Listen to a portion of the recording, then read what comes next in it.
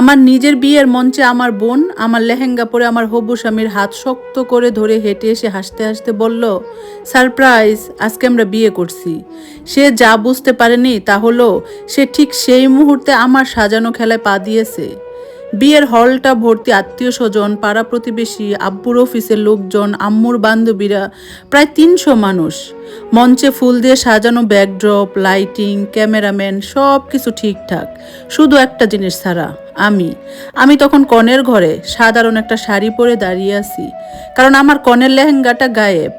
প্রথমে ভেবেছিলাম হয়তো পার্লারের কেউ সরিয়েছে, তারপর মনে হলো হয়তো ভুল করে অন্য কোথাও রাখা হয়েছে। কিন্তু ভেতরে ভেতরে একটা অদ্ভুত অস্বস্তি হচ্ছিল। হঠাৎ করে বাহিরে হইচই শুরু হলো। কেউ দৌড়ে এসে বলল, আপু বাহিরে একটু আসেন। তার গলায় এমন কিছু ছিল যেটা শুনে আমার বুক দক করে উঠল।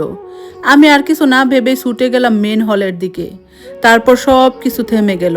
আমার বোন লাবণী মঞ্চে দাঁড়িয়ে আমার লেহেঙ্গা পরে, যেটা আমি নিজের হাতে বেছে নিয়েছিলাম, মাসের পর মাস ধরে ডিজাইন ঠিক করছিলাম, সে সেটাই পরে আছে। আর তার পাশে দাঁড়িয়ে আছে রিয়াদ, আমার হবু স্বামী। না, এখন আর না। লাবণী মাইক্রোফোনটা হাতে নিয়ে বলল, সবাই একটু শোনেন, একটা ছোট সারপ্রাইজ আছে। হলঘরে হাসির গুঞ্জন উঠল। কেউ বুঝতেই পারছে না কি হতে যাচ্ছে। তারপর সে রিয়াদের হাতটা আরো শক্ত করে ধরে বলল, আজকে আসলে আপুর না, আমার বিয়ে। কয়েক সেকেন্ডের জন্য পুরো হলটা নিস্তব্ধ।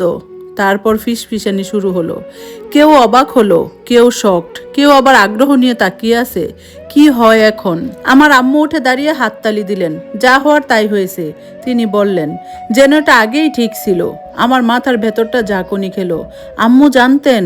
সবাই তাকিয়ে আছে আমার দিকে। আমি কি কাঁদবো, চিৎকার করব, মাটিতে বসে পড়ব? কিন্তু তারা জানে না আমি অনেক আগেই কেঁদে নিয়েছি। ঘটনাটা শুরু হয়েছিল ২ মাস আগে। সেদিন রাতে আমি রান্না করে পানি খেতে গিয়েছিলাম। ড্রয়িং রুম থেকে আস্তে আস্তে কথা বলার শব্দ আসছিল। আমি ভেবেছিলাম আম্মু ফোনে কথা বলতেছে, কিন্তু কাছে গিয়ে শুনলাম লাবণী আর রিয়াদ। তুই নিশ্চিত আপু কিছু বুঝতে পারছে না? লাবণী বলছিল। রিয়াদ হেসে বলল, ও খুবই সরল, কিছু বুঝবে না। আমার হাত থেকে গ্লাসটা প্রায় পড়েই যাচ্ছিল। সেদিন রাতেই আমি সব বুঝে গিয়েছিলাম, কিন্তু কাউকে কিচ্ছু বলিনি। পরের দিন আমি চুপচাপ রিয়াদের ফোন চেক করলাম।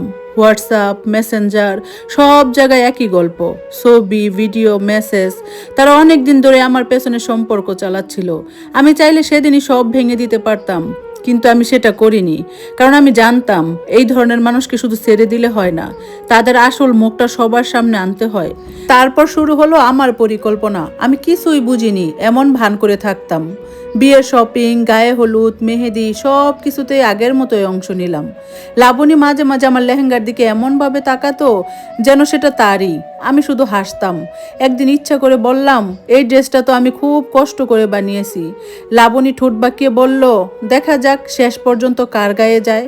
সেদিনই আমি নিশ্চিত হলাম। আমি চুপচাপ আরেকটা প্ল্যান করলাম। একই ডিজাইনের আরেকটা লেহেঙ্গা বানালাম, কিন্তু ছোট্ট একটা পরিবর্তন রেখে। আর যেটা আলমারিতে রেখে দিলাম সেটা ছিল ওদের জন্য।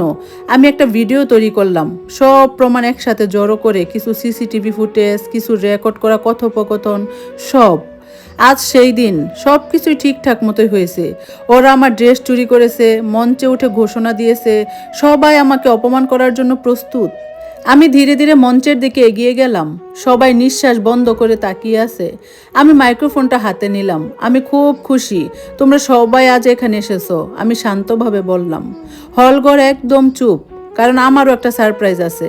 লাবণীর মুখের হাসিটা একটু থেমে গেল। রিয়াদ ভ্রু কুঁচকালো। আমি সোজা ইভেন্ট ম্যানেজারের দিকে তাকালাম, হালকা মাথা নাড়লাম। হঠাৎ করে বড় স্ক্রিনটা জ্বলে উঠল। প্রথম একটা ছবি, তারপর আরেকটা, তারপর ভিডিও। হলঘরের সবাই স্তব্ধ।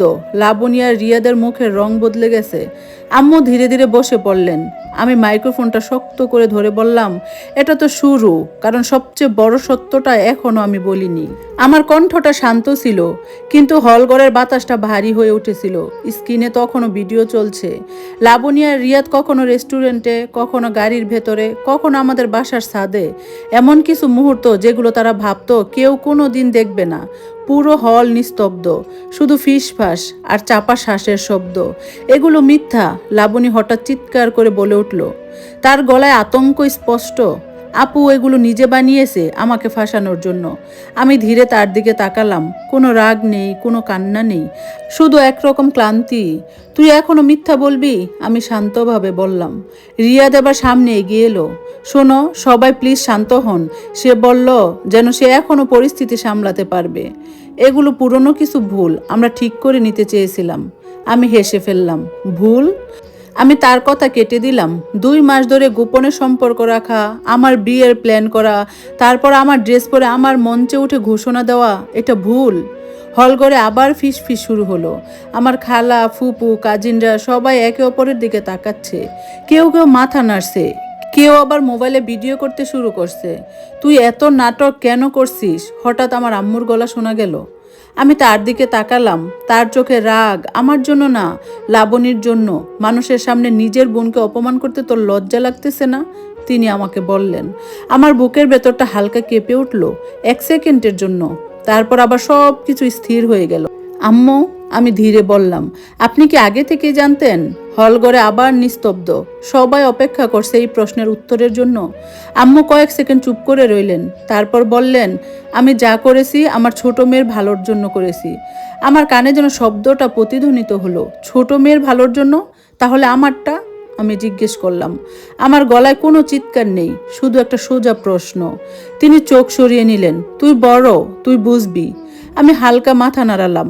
হ্যাঁ, আমি বললাম, আজকে সব বুঝে গেছি। স্ক্রিনটা তখন বন্ধ হয়ে গেছে, কিন্তু এখন আর স্ক্রিনের দরকার নেই, কারণ আসল নাটকটা এখন সবার সামনে। আমি আবার মাইক্রোফোনটা তুললাম। আপনারা সবাই হয়তো ভাবছেন এই গল্পটা এখানেই শেষ, আমি বললাম, কিন্তু আসল সত্যটা এখনো বাকি। লাবণী কেঁপে উঠল। আপু প্লিজ, সে ফিস করে বলল।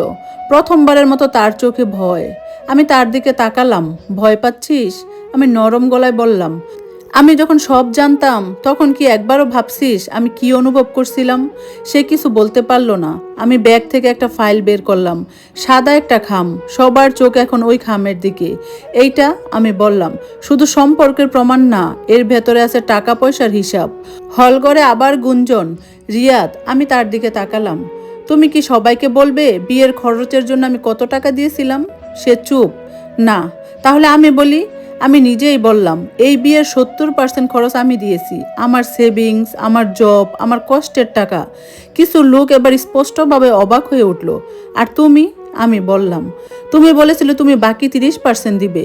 আমি খামটা খুললাম, কাগজগুলো বের করলাম, কিন্তু আসল সত্যটা হলো তুমি কোনো টাকা দেওনি। পুরো হলঘর থমকে গেল। বরং, আমি ধীরে ধীরে বললাম, তুমি আমার অ্যাকাউন্ট থেকে টাকা তুলে নিছো। একটা তীব্র শব্দ উঠল বীর থেকে। রিয়াদের মুখ ফ্যাকাশে হয়ে গেল। এটা মিথ্যা।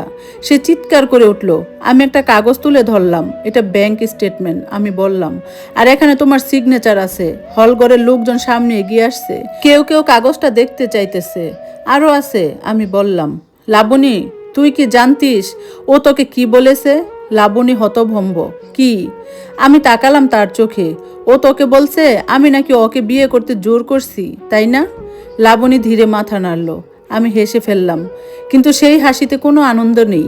সত্যিটা হলো, আমি বললাম, ও একই সময়ে আমাদের দুজনকে আলাদা আলাদা গল্প বলছিল। হলঘরে একটা চাপা শ্বাসের ঢেউ বয়ে গেল। লাবণী এবার ধীরে ধীরে রিয়াদের দিকে তাকালো। তার চোখে এখন শুধু একটা প্রশ্ন, তুই আমাকে ব্যবহার করছিস? রিয়াদ পিছিয়ে গেল। না, আমি। কিন্তু এবার কেউ তার কথা শুনছে না। আমি মাইক্রোফোনটা নামিয়ে ফেললাম। সবাই এখন নিজের মতো করে বুঝে নিচ্ছে, কিন্তু আমি জানি এখনো শেষ হয়নি, কারণ সবচেয়ে বড় সত্যটা এখনো কেউ জানে না। আমি ধীরে ধীরে বললাম, আর একটা কথা আছে। সবাই আবার আমার দিকে তাকালো। আমি গভীর একটা শ্বাস নিলাম। এই বিয়েটা, আমি থামলাম, আজকে হওয়ার কথাই ছিল না। হলঘর আবার নিস্তব্ধ, কারণ আমার গলাটা একটু ভারী হয়ে এলো। আমি 1 মাস আগে এই বিয়ে ক্যান্সেল করে। গল্পটা আজকের মতো এখানে, বাকি অংশ শুনতে সাথেই থাকুন।